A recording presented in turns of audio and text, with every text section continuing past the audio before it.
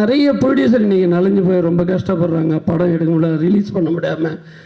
OTT பிரச்சனை ரொம்ப அதிக ப்ராப்ளம் இருக்குது. தேட்டருக்காரங்க ப்ராப்ளம்.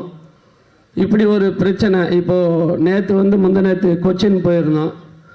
ஸோ 4 ஸ்டேட் ப்ரொடியூசருங்க எல்லா மீட்டிங் போயிருந்தோம். அங்கே பார்த்தீங்கன்னா சுரேஷ் கோபி அவர் மினிஸ்டர் இன்றைக்கி அந்த மினிஸ்டர்களை டைம் வாங்கி எல்லா குறைகளை ஓடிடி எல்லாம் அந்த மேட்டரெல்லாம் பேசணும். உண்மையிலே சொல்கிறேங்க, அரசியல்வாதினா அப்படி ஒரு அரசியல்வாதி நம்ம பார்க்கவே இல்லை. சினிமாவுக்காக காலையில் 10 மணிக்கு உட்காந்து ஈவினிங் 4 மணி வரைக்கும் நாங்கள் சொல்கிற ஆலோசனையெல்லாம் சாப்பிட்டு அங்கேயே உட்காந்துட்டார். அப்படி ஒரு மினிஸ்டர் நான் பார்த்தது. இந்த சினிமா நல்லா இருக்கணும், இந்த சினிமா இன்னும் நல்லா டெவலப் ஆகும். நிறைய பேர் பாதிக்கப்பட்டிருக்காங்க. இந்த சினிமா இப்படியே போகிறோன்னா எப்படி? நிறைய பேர் பணத்தை போட்டு வீடு வாசலெல்லாம் விற்றுட்டு இன்றைக்கி கஷ்டப்படுறாங்க. அவங்களாம் எப்படி முன்னுக்கு வரணும்?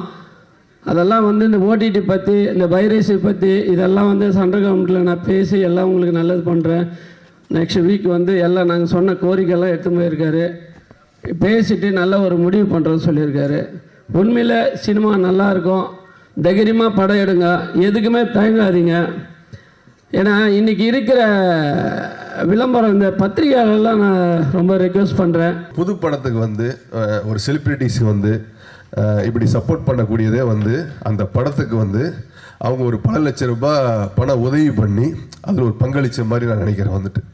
ஏன்னா இன்றைக்கி படத்தோட ஒரு மீடியா, ஒரு சோசியல் மீடியாவில் இப்போ ரஞ்சித் சார், கௌதம் கார்த்திக், ரியோ அந்த படத்துக்கு வந்தோம் ஃபங்க்ஷன் போது ஒரு ட்வீட் பண்ணும்போது அந்த படம் பார்த்திங்கன்னா உலக அளவில் போய் சேருது. அது என்ன சொல்லுன்னா, அந்த வளர்ந்த நடிகர்கள், வளர்ந்த இயக்குநர்கள்லாம் வளர்ந்துருக்கக்கூடிய கதாநாயகர்களுக்கும் வளரக்கூடிய இயக்குநர்களுக்கெல்லாம் இந்த இண்டஸ்ட்ரியில் இப்படி சப்போர்ட் பண்ணுறது உண்மையிலே இந்த நேரத்தில் தயாரிப்பாளர் சங்கத்தின் சார்பாக ரொம்ப ரொம்ப ரொம்ப நன்றி தெரிவிச்சுக்கிறேன். ஏன்னா நிறைய பேர் நன்றி மறந்துருக்கக்கூடிய இந்த சினிமாவில் நன்றிக்காகவும் நட்புக்காகவும் கான்ட்ரிபியூட் பண்ணக்கூடியது ரொம்ப விஷயம் உங்களுக்கு. அஜய் கார்த்தி காளிதாஸ் படத்துலேயே ரொம்ப இன்ட்ரெஸ்டிங்காக ரொம்ப நல்லா பண்ணியிருந்தாப்புல, ரொம்ப பெர்ஃபார்ம் பண்ணியிருந்தாப்புல. நல்ல படம். அது உண்மையிலே அந்த படம் ஒரு நல்ல பிளாட்ஃபார்மாக அஜய் கார்த்திக்கு ஒரு ரெகக்னைஸ் கிடைச்சது. அடுத்து டார்க். அந்த டார்க் படத்தில் இப்போ கணேஷ் பாபு பிரதர் ஸ்கிரிப்ட் கொடுத்துருக்காரு. அவரே ஒரு ப்ரொடக்ஷன் கண்ட்ரோலை ஃபுல்லாக எடுத்து ஒரு ப்ரொடியூசராக இருந்து இன்றைக்கி ஒரு அஜய் கார்த்தி சார் இது பண்ணியிருக்காப்புல. அதே மாதிரி அவரோட அசிஸ்டண்ட் கல்யாண் அவர் ஒரு டைரக்டராக லான்ச் ஆகிறாரு.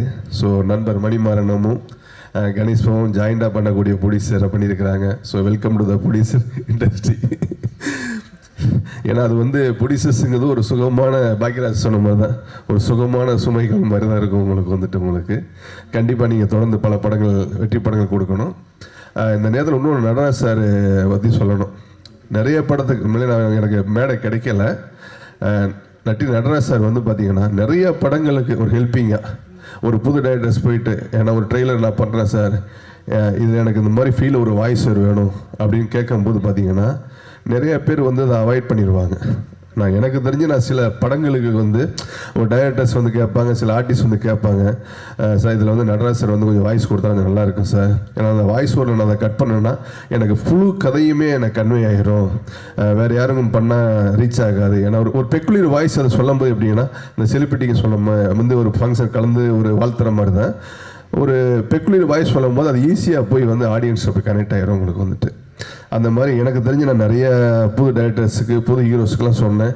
என்னன்னு கூட ஒரு வார்த்தை தயங்கி கேட்டதும் கிடையாது, பணம் கூட கேட்டது கிடையாது. உண்மையாக சொல்கிறேன், இந்த நேரத்தில் சொல்கிறேன், பணம் கூட நடராஜ் சார் கேட்டதே கிடையாது.